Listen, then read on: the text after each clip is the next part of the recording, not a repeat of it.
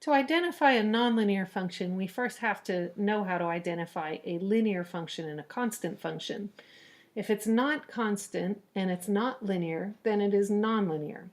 So we can look through this list of functions here and see if each one of them can be put in the form y equals mx plus b. So remember, linear is something like f of x equals mx plus b.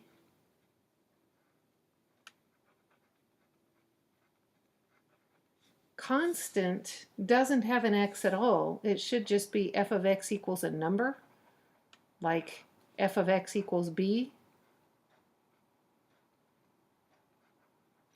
And nonlinear is everything else. So if it has any other special operators, if it has any powers, square roots, anything like that, we have to assume that it is nonlinear. And the first one we see is an absolute value. And an absolute value cannot be simplified away. Remember that absolute value is that operator that takes a number and returns a number that's equal but positive, right, or non-negative. So for example, the absolute value of -5 is equal to 5, but the absolute value of 3 is equal to itself, 3.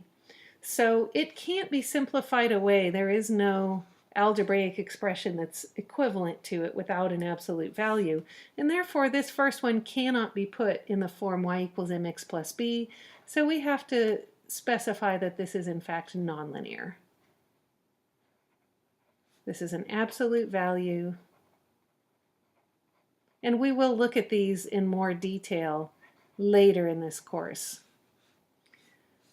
The second one, g of x equals 4x minus 7. This is a pretty garden variety mx plus b, where m is equal to 4 and b is equal to -7, and therefore we would say that this is linear.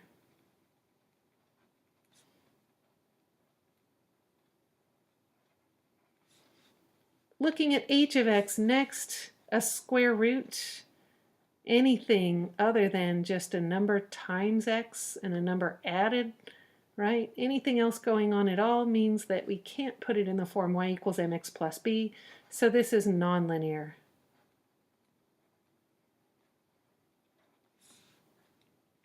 M of x, going on to the next one, this one's a little trickier because at first glance it might appear to be nonlinear. It looks a little bit like a rational function, which technically it is, but if we do just a little bit of manipulation to these numbers and say, let's write that as 18 over 5 minus x over 5, well, I could then swap the order on these terms, and x over 5 is like 1x over 5. So I can pull the x out of the numerator and just write it as 1/5 x, so that this whole thing is equivalent to -1/5 x plus 18/5. I've written it in the form y equals mx plus b. It is linear. Because x was taken just to the power 1, and there isn't any operator in here that I can't simplify out, it is a linear function. This next one, having an x squared, does keep it from being linear. There's no way I can rewrite that as just a single power of x.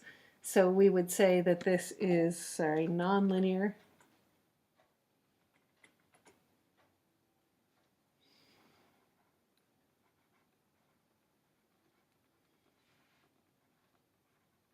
And the last one, z of x equals pi, even though pi kind of feels like a variable because it's an unusual letter, it is a constant, right? We know pi to be approximately equal to 3.14, etc. It keeps going. It's an irrational number that keeps going on forever.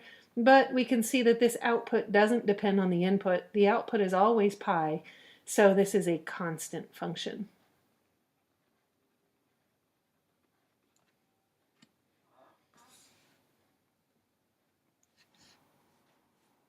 Working with tables of data And asking the same question, is this constant, linear, or nonlinear, we really want to think about the rate of change between any 2 points. So looking at this first function, it looks like my x's are increasing by 2 in this first jump, and my y values decrease by 4. Going down from 19 to 15 is a decrease by 4. The rate of change is change in y over change in x.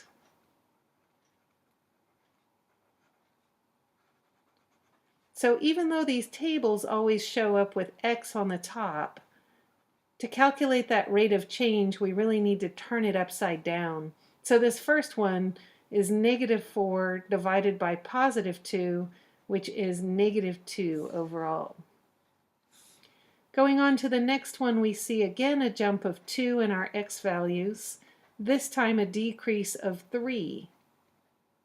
So the next rate of change would be down 3, up 2, which is about it's exactly -1.5. We can see that that's not the same. As soon as we get any 2 rates of change that are not the same, we can conclude that this table does not represent linear data. So it's a little bit easier to conclude that something is nonlinear because as soon as we find one that's not the same, we stop. If we suspect the data are linear, we have to keep going until we've checked all pairs of adjacent points. In this next example, we're going up 3, and from -8 to -2 is an increase of 6. And so that +6 divided by +3, we're going to call this m for the rate of change, which is also the slope if this does turn out to be linear. We're going to call that 2. In this next jump, we go up 2 in our x's, and we go up 4 in our y's. So +4 divided by +2 is equal also to 2. Next we go, looks like up 1, and in our y values we go up 2. +2 divided by +1 is also 2.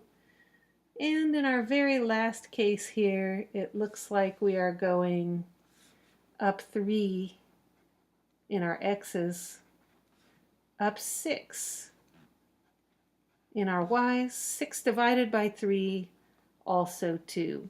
So because these rates of change are all the same, we would conclude now that this is a linear function. Are the data linear? Can the data be modeled by a linear function? Really the same question. What we're looking for is a constant rate of change.